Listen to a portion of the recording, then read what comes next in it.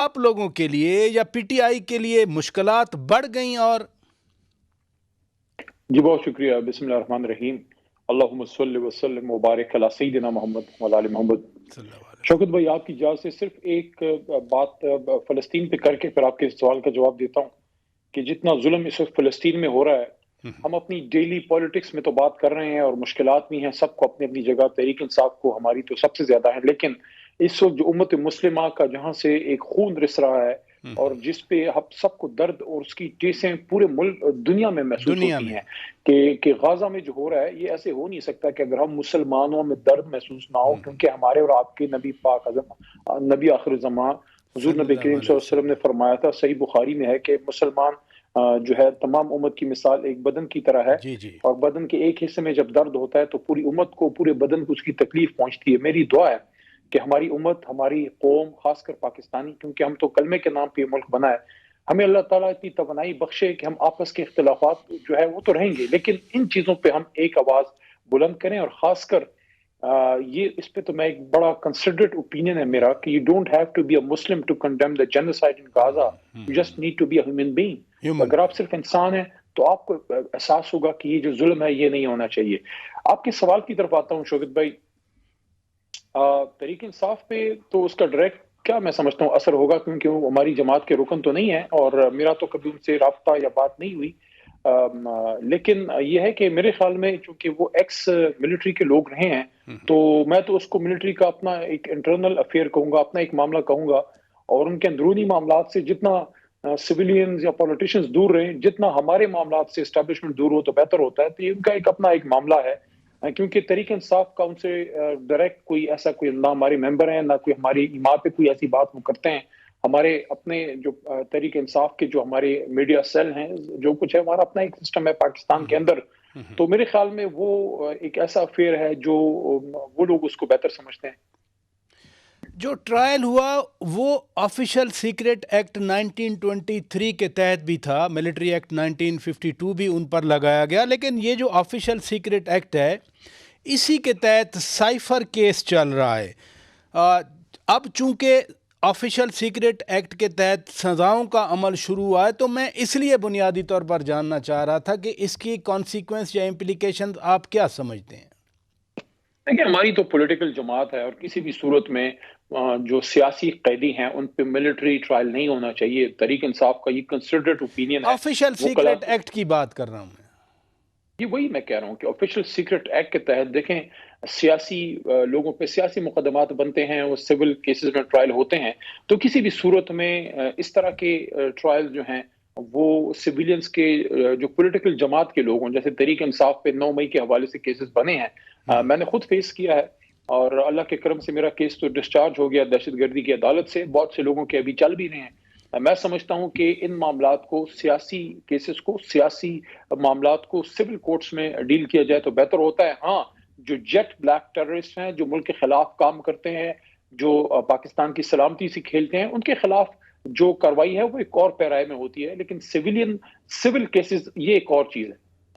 لیکن یہ سائفر والا کیس یہ تو سول کورٹ میں ہی چل رہا ہے. ابھی ایک عدالت نے بھی فیصلہ دیا کہ اب اس کا جیل ٹرائل نہیں ہوگا، اوپن کورٹ ٹرائل ہوگا. اگلے ہفتے میرا خیال ہے وہ کیس لگا ہے. تو جب چیئرمین پی ٹی آئی پیش ہوں گے تو آپ کا کیا پلان ہے؟ جلوس لے کے آپ کی پارٹی جائے گی یا نہیں اس بار؟ نہیں، اس پہ تو کور کمیٹی اور پارٹی اس پہ ایک فیصلہ کرے گی. میرے خیال میں تو اس کو لیگل طریقے سے ہی ہمارے وکلاء اس کو فائٹ کریں گے. لیکن اس پہ ایک بہت بڑا سوالیہ نشان یہ ہے کہ جو اسلام آباد ہائی کورٹ کے فیصلے کے بعد جو یہ سارا ٹرائل کالعدم ہوا ہے اور اس بنیاد پہ کہ پروسیجر نہیں فالو ہوا، بہت بڑا سوال یہاں پہ اٹھتا ہے کہ 100 سے زیادہ دن چیئرمین عمران خان صاحب پھر کیوں جیل میں ان کو رکھا گیا؟ یہ جو انجسٹس ہوا ہے، یہ جو مس کیریج آف جسٹس ہوئی ہے، اس کا ذمہ دار کون ہے؟ الیکشن کے حوالے سے الیکشن کمیشن نے آپ کی پارٹی یعنی پاکستان تحریک انصاف یعنی پی ٹی آئی کو 20 روز کے اندر انٹرا پارٹی الیکشن کرانے کا حکم دیا ہے. اب جب انٹرا پارٹی الیکشن ہوں گے تو چیئرمین کا امیدوار کون ہوگا؟ شاہ محمود قریشی صاحب ہوں گے، چودھری پرویز الہی ہوں گے، یا اسد قیصر صاحب ہوں گے؟ شوکت صاحب، پہلی بات تو یہ ہے کہ چیئرمین ہمارے عمران خان صاحب ہیں، وہی رہیں گے، اور انٹرا پارٹی الیکشن ہم ایک بار کر چکے ہیں، اور وہ الیکشن کمیشن نے وربلی الاؤ بھی کر دیا تھا ہمارے وکیل جناب علی ظفر صاحب کو، جس پہ انہوں نے باقاعدہ الیکشن کمیشن کے باہر پریس ٹاک بھی کی تھی۔ اب وہی ایکسرسائز ہم دوبارہ کریں جنرل الیکشن سے پہلے، جب ایک بار ہم کر چکے ہیں، تو یہ ویسے ہی لیگل معاملات میں تحریک انصاف کو الجھانے والی بات ہے، اس لیے ہمارے وکلاء اس کو اپیل بھی کرنے جا رہے ہیں۔ باقی اگر الیکشن کرنا ہوا وہ تو آپ الیکٹرانکلی بھی کر سکتے ہیں، اس کی تو طریقہ کار موجود ہے، لیکن ہم وہ ایکسرسائز شوکت صاحب کیوں کریں جو ہم ایک بار آلریڈی کر چکے ہیں؟ ہم تو جنرل الیکشن کی تیاری کر رہے ہیں۔ نہیں، لیکن الیکشن کمیشن جب ایک آرڈر کرتا ہے تو اس کو تو کمپلائی کرنا پڑتا ہے، کیونکہ پھر اگر پارٹی نہیں رہتی الیکشن کمیشن کے پاس رجسٹرڈ، اگر سمبل نہیں ملتا بلے کا، بیٹ کا، تو پھر کیا ہوگا؟ دیکھیں، الیکشن کمیشن کا جو بھی لیگل آرڈر ہے اس کو ہم کمپلائی تو کریں گے، لیکن اپیل کا حق بھی تحریک انصاف جی کے جی۔ پاس ہے، اور اگر الیکشن کرنا ہوا بھی تو وہ بھی پاسبل ہے، لیکن ہمارا نقطہ پلیز آپ سمجھیے کہ یہ الیکشن انٹرا پارٹی ایک بار وہ ہماری جماعت کر چکی ہے، اور اس وجہ سے دوبارہ اس ایکسرسائز میں ہم کیوں جائیں، ایک کام دو بار کیوں کریں جب اس وقت جنرل الیکشن سر پہ ہے، اور ٹکٹیں دینی ہیں، مختلف معاملات ہیں، اور باقی یہ بھی آپ دیکھ لیجئے کہ جتنا یہ لیول پلینگ فیلڈ وغیرہ کی بات ہوتی ہے، آپ نے دیکھ لیا جو آج دیر میں ہمارے کنونشن کے ساتھ ہوا ہے، نہیں ہونا چاہیے۔ ایک پیسفل پولیٹیکل ایکٹیویٹی کر رہی تھی ہماری جماعت، اس پہ فائرنگ وغیرہ ہوئی ہے۔ کل ہمارا پشاور میں تھا، اس پہ 144 لگا دیا، حالانکہ وہاں باقی جماعتیں ایکٹیویٹیز کر رہی ہیں۔ یہ چیئرمین کے حوالے سے میں نے اس لیے سوال پوچھا کہ چیئرمین جو ابھی کرنٹ ہیں وہ تو الیکشن کمیشن نے ان کو سزا دی تھی، سزا معطل ہوئی، لیکن کنوکشن از دیئر۔ تو پولیٹیکل پارٹیز آرڈر کے تحت کوئی بھی کنوکٹ ہو کسی کی وجہ سے، وہ تو پارٹی کا عہدہ نہیں رکھ سکتے۔ میں اس لیے چیئرمین کے حوالے سے اسپیشلی پوچھ رہا تھا۔ دیکھیں، وہ بھی معاملہ جو ہے وہ عدالت میں ہی ہے، اور اس کو بھی چیلنج کیا گیا ہے، اور آپ یہ دیکھیے کہ جن کیسز کی بنیاد پہ چیئرمین عمران خان صاحب کے خلاف کارروائی کی گئی، آپ نے وہ دیکھا توشہ خانے والے کیس کی تو سزا معطل ہو گئی، وہ کیس بھی انشاءاللہ ریورس ہو جائے گا۔ تو توشہ خانے والے کیس کی تو آپ نے وہ سچویشن دیکھ لی تھی کہ ایک دن میں فیصلہ بھی ہو گیا، سب کچھ ہو گیا، اور وہ سزا بھی پھر معطل ہو گئی، مطلب وہ بھی فیصلہ فیلڈ میں اس طرح سے نہیں رہا، اس کی ویراسٹی تو نہیں رہی، اس کی تو ضمانت چیئرمین عمران خان صاحب کو مل گئی تھی۔ وہ تو پھر دوسرے کیس میں سائفر والے میں اندر کیا، تو سائفر کا آپ نے ریزلٹ یہ دیکھ لیا کہ اپنے ہی اسلام آباد ہائی کورٹ کے ڈویژن بینچ نے، ڈبل بینچ نے اس کو بھی ختم کر دیا۔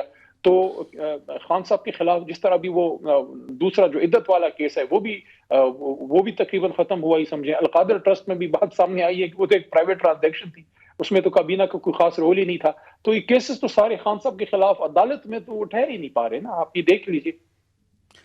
راجہ ریاض آپ کے ساتھی تھے، پھر وہ عدم اعتماد کے دنوں میں وہ دوسرے کیمپ میں چلے گئے۔ آج انہوں نے بڑی بات کی، وہ کہہ رہے ہیں کہ جب ہم عدم اعتماد کے حوالے سے ایک گروپ بنا چکے تھے تو ہمارے 20-22 بندوں کو اغوا کرنے کا پلان جنرل فیض صاحب نے بنایا، اس لیے ہم سندھ ہاؤس میں جا کر چھپ گئے۔ آپ چونکہ کابینہ کے رکن بھی ہیں، آپ خان صاحب کے قریبی ساتھی بھی ہیں، آپ کے ساتھ مشاورت بھی ہوتی تھی، تو یہ واقعی ایسا تھا کہ ان لوگوں کو نکالنے کے لیے، یعنی ان کی وفاداریاں اپنی جگہ انٹیکٹ رکھنے کے لیے اغوا کا پلان بنا تھا؟ دیکھیں، یہ عجیب سی بات راج صاحب نے کی ہے، اور یہ مذاق نہیں ہے جو یہ بات کر رہے ہیں۔ پہلا تو میں ڈینائی کرتا ہوں، میرے سامنے تو کبھی ایسی کوئی بات نہیں ہوئی، کابینہ میں کبھی نہیں ہوئی ہماری کوئی۔ اگر میں اس زمانے میں تو کور کمیٹی کا ممبر نہیں تھا، بعد میں بنا دیا گیا، لیکن اس زمانے میں جو ہماری اسپوکس پرسن وغیرہ میٹنگ ہوتی تھی، یا خان صاحب کے قریب اگر کسی میٹنگ میں ملاقات ہوئی تو کبھی ایسا کوئی ذکر کسی، بلکہ ہماری پارٹی کسی ممبر نے بھی نہیں کیا۔ یہ باتیں دیکھیں، وہ جس کو کہتے ہیں نا کہ شام کو جو چیٹ ہوتی ہے دوست کھانے پہ، یا پارٹی کے ممبر تو آپس میں بڑا کھلی بات کرتے ہیں، تو اگر ایسا کچھ ہوتا تو ہمارے نالج میں ہوتا۔ اور آپ مجھے بتائیں شوکت بھائی کہ اتنی بڑی بات کیا 2 سال چھپی رہ سکتی ہے؟ اور دوسرا سوال ان پہ ہے کہ یہ اپوزیشن لیڈر تھے، کہ قوم کے سامنے تو اپنا یہ جواب دیں کہ اگر آپ کے نالج میں یہ چیز تھی تو وہ کیا امر مانے تھا کہ آپ نے، اپوزیشن لیڈر تو سٹنگ وزیر اعظم ہوتا ہے، وزیر اعظم ویٹنگ ہوتا ہے، آپ نے کیوں یہ بات قوم کے سامنے نہیں بتائی؟ یہ تو قوم کے پھر اپنے آپ کو مجرم ٹھہرا رہے ہیں کہ اتنی بڑی بات تھی، آپ کے نالج میں تھی، آپ اپنے حزب اختلاف کے لیڈر تھے برائے نام، اور آپ نے قومی اسمبلی میں اس پہ کوئی بات ہی نہیں کی، نہ آپ نے میڈیا میں بات کی، اور اس بات کو کیوں اتنا عرصہ آپ نے چھپائے رکھا؟ اگر یہ بات ایسی ہے، خدا نہ خواستہ اگر ایسی بات ہے تو اس پہ تو کارروائی ہونی چاہیے، لیکن اتنا عرصہ خاموش کیوں رہے جب ہم میں سے کسی کو اس چیز کا علم نہیں ہے؟ بلکہ آپ میڈیا والے تو اڑتی چڑیا کے پر گن لیتے ہیں، آپ کو بھی کوئی اس کی سنگن نہیں ملی؟ بڑی عجیب بات نہیں ہے شوکت صاحب؟ اسی لیے تو میں بڑا حیران ہوں کہ آپ سے بہرحال یہ سوال پوچھا. بہت شکریہ جناب علی محمد خان صاحب. ناظرین، پی ٹی آئی کا پرسپیکٹو دے